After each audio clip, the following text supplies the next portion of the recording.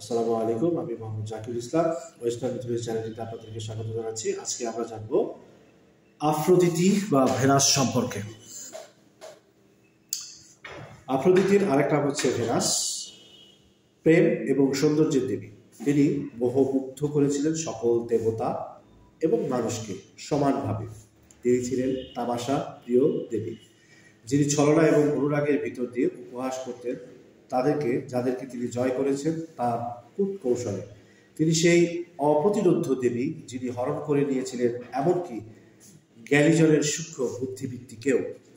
Iliad এর বর্ণনা অনুযায়ী তিনি ছিলেন জিউস এবং ডাইওনের কন্যা,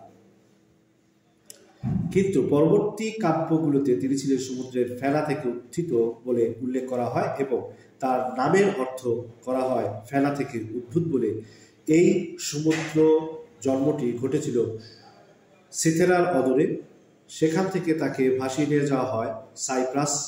উভয় দ্বীপই এর পরে থেকে চিরদিন তার কাছে ছিল পবিত্র এবং তাকে তার প্রকৃত নাম ছাড়াও বলা হতো সিথেরিয়া বা সাইপ্রিয়। হোমারের একটি স্রস্ত কাব্য তাকে অপরূপা সোনালী দেবী সম্বোধন করে।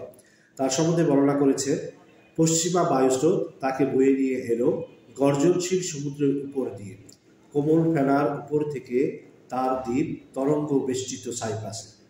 স্বর্ণমালা পরিহিত সময় দেবতারা আনন্দে স্বাগত জানালেন তাকে। তারা তাকে সজ্জিত করলেন অমরদের পোশাকে এবং তাকে নিয়ে এলেন দেবতাদের কাছে। সকলেই বিস্ময় বিমূঢ় হয়ে দেখলেন বেগুনি শিরস্থানের সিথেরিয়াকে। রোমানরাও দিয়েছে তার একই রকম বর্ণনা। সৌন্দর্য তার পিছু নেয়, বাতাস এবং ঝড়ো মেঘমালা উড়ে যায় তার অগ্রবর্তী হয়ে, স্নিগ্ধ পুষ্পরাজ্যি সাজিয়ে তোলে ধরিত্রীকে। উচ্ছ্বসিত হয়ে ওঠে সমুদ্রের তরঙ্গমালা। তিনি ঘুরে বেড়ান বিকীর্ণ আলোর মাঝে। তাকে ব্যতিরেকে কোথাও নেই কোনো আনন্দ ও স্নিগ্ধতা। কবিরা তাকে এভাবেই চিত্রায়িত করতে বেশি পছন্দ করেন। কিন্তু তার আরেকটি রূপ আছে। যেহেতু বীরদের লড়াই বৃত্তান্তই হলো ইলিয়াড এর মূল বিষয়বস্তু, তাই সেখানে তার ভূমিকা খুব নগণ্য হওয়াই স্বাভাবিক। সেখানে তিনি এক কোমল ও দুর্বল চরিত্র, যাকে মরণশীল ও আক্রমণ করতে ভয় পায় না। পরবর্তী কাব্যসমূহ তাকে দেখানো হয়েছে ছলাময়ী ও বিদ্বেষপরায়ণ রূপে, যিনি মানুষের উপর প্রয়োগ করেন ভয়ঙ্কর এবং ধ্বংসাত্মক ক্ষমতা। বেশিরভাগ কাহিনীতে তিনি হলেন খোড়া এবং কুৎসিত দেব কারিগর হেফাস্টাস বা ভলকানের স্ত্রী। মাটল ছিল তার বৃক্ষ, পায়রা ছিল তার পাখি, কখনো কখনো চড়ুই এবং রাজহাঁসও তার প্রিয় পাখি ছিল। তো কেমন লাগলো আফ্রোদিতি সম্পর্কে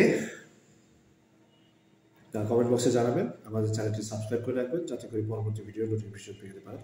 ভালো থাকবেন। আল্লাহ হাফেজ।